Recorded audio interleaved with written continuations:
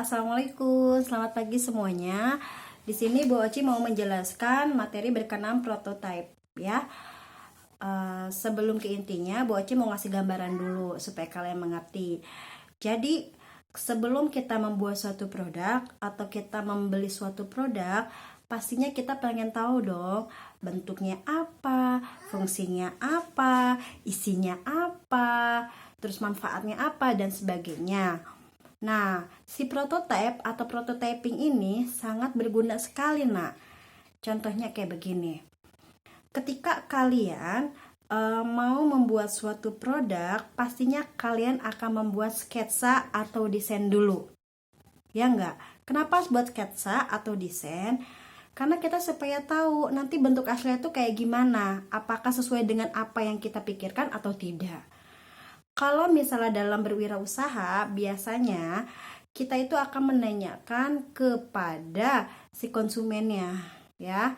Contoh, konsumen itu mau kayak gimana bentuknya, baru kita bikin. Kita bikinnya bukan langsung bentuk asli, tapi sketsa dulu, ya. Jadi sketsanya itu kita buat sesuai dengan bentuk yang diinginkan oleh pelanggan. Buatnya kayak gimana? Bisa menggunakan pensil dengan buku gambar, atau kalau zaman sekarang itu menggunakan komputer ya, Corel ya biasanya, atau Photoshop. Kita buat tuh gambarnya, lalu kita print. Nah, sketsa atau desainnya itu disebut dengan prototyping. Sketsa atau desainnya itu biasa disebut dengan prototyping, jadi hanya gambar. Nah, dari prototyping itu baru kita ubah menjadi prototype. Apa sih prototype? Prototype itu suatu produk yang menyerupai bentuk aslinya yang digunakan untuk demonstrasi.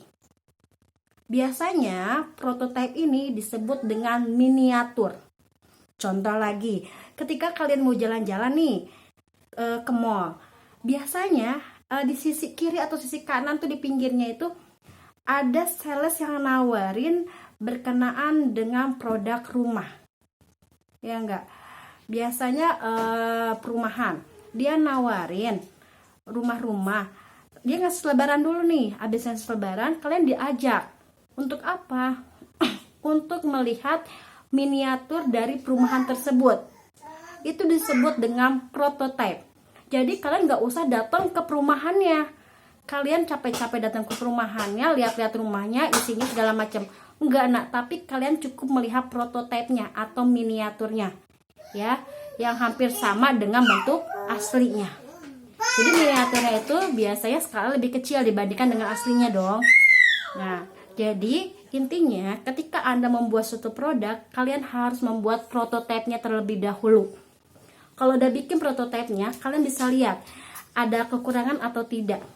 Kira-kira pelanggan kalian suka atau enggak. Kalau misalnya pelanggan kalian tidak suka, maka kalian bongkar